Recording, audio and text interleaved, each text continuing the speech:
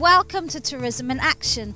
Today I'm coming to you from the lovely little village of Petit Bordel. You would not believe how many things we have to show you here, and when we come back we'll introduce you to a few special people.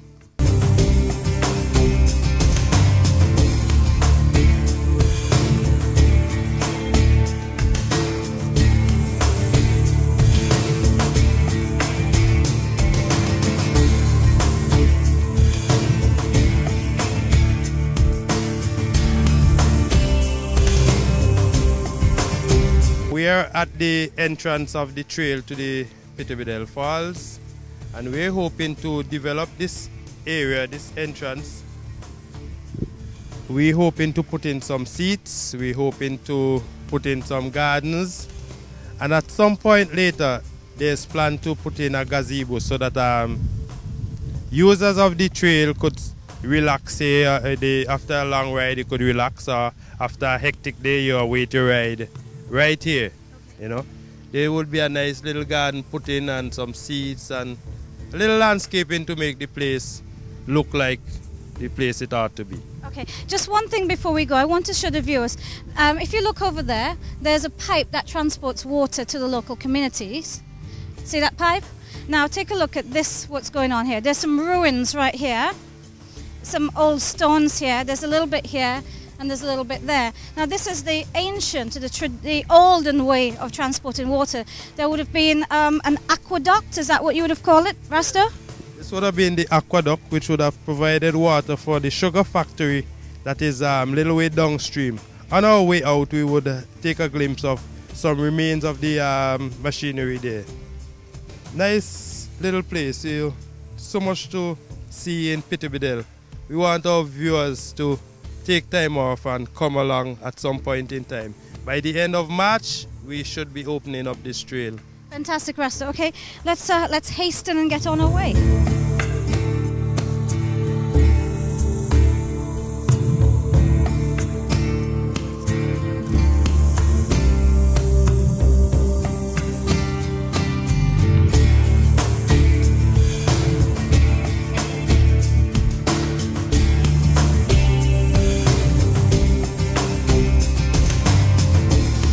For those of you who've never seen Petit Bordel Waterfall, take a look at your first glimpse of it.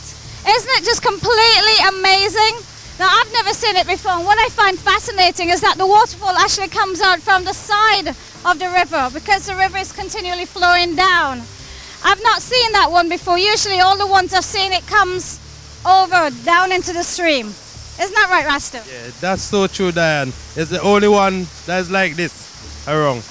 It's a completely different source of water than the river itself. It tumbles into the river. Could you imagine feeling stuff like this? It's exceptionally clean, crystal clear. You can drink this water, can't you? This is drinking water. As a matter of fact, before the big system was introduced some years ago, this water provided Petit Bordel and the entire North Leeward in times of storm and such like that, because it never gets contaminated. Absolutely clear and clean. Okay, and let's point out to the viewers, just take a look down there. Look at that other little mini one, it just trickles off the rocks. And look at it, it's glinting and it's gleaming in the sunlight. Isn't that just a magnificent view? This is totally the perfect place for you to come to and relax. Okay, well I can't come here without going for a dip. So I can't take the mic in, so at this point I'm just going to leave you a second and go sample the water. I'll come back and tell you all about it.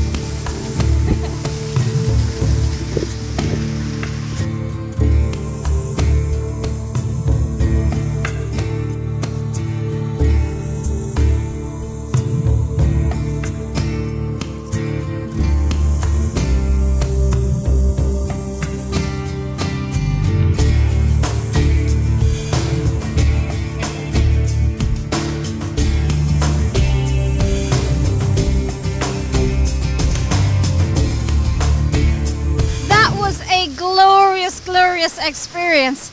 I wish I had words enough to describe how beautiful that waterfall is. It feels like there was 100 little fingers massaging your whole body.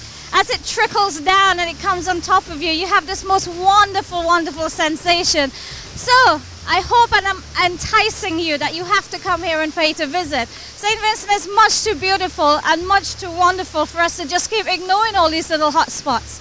So challenge yourself, make sure before the end of the year that you come to Petit Bordel and see these beautiful waterfalls where we're at. Rasto, you got anything to add to that? Not much I could add there, and you have done it all, you know. Now, just to emphasize, these are the places that we want to have our nationals and visitors come to relax after the hectic week. Come out in the weekend, reach Petit Bordel Falls, reach Darkview Falls, reach Trinity Falls, and come on the wonderful beaches in Leeward. We are awaiting you, you know. Fantastic. So where are we off to now? We are off to Petit Bordel Hill Stones, the calendar stones they are sometimes called. Some folks call them the 13 stones. When we get there, there's still more to see. Fantastic. Well, let's dry off and make a move. Of course we go.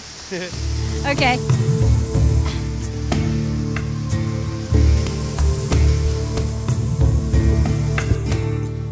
We're out of the water and back on dry land, and our third destination is to a place which was once referred to as 13 Rocks, but nowadays we call it Petit Bordel. What do we call it? Petit Bordel Hill Stones. Okay, that's because there used to be 13 of them, but nowadays they've located a few more. Now take a look at it, everyone. It's just this really large rock, and it's got all these different holes or indentations in it. Now in my hand I have a report, a UWE report written by Mr. Fergus, and I'm just going to tell you a little bit about his comments on works such as this. First of all, I have to point out the difference between a petroglyph and a workstone. A petroglyph is a rock carving. So for example, you saw people draw all over the rocks.